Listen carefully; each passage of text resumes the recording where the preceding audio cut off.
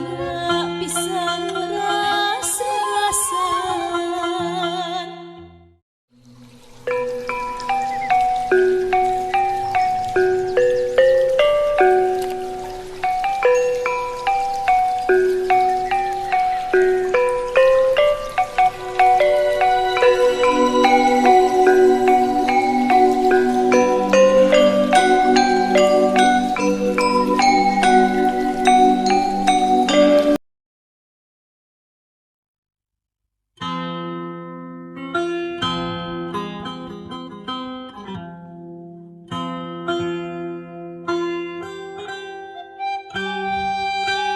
Itu kusir bangun ambek-ambek teuing turun tina delman kuda dipecutan tarik teu aya pisan ras-rasan.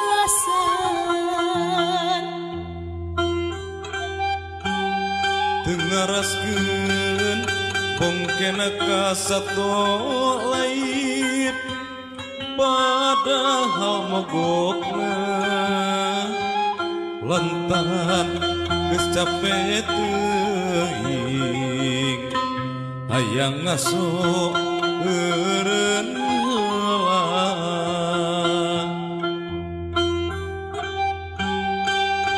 Coba lamun aya nu ngeunggul ka kusir pasti nyeri karasana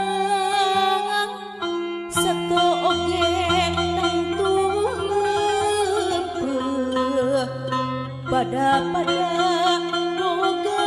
rasa.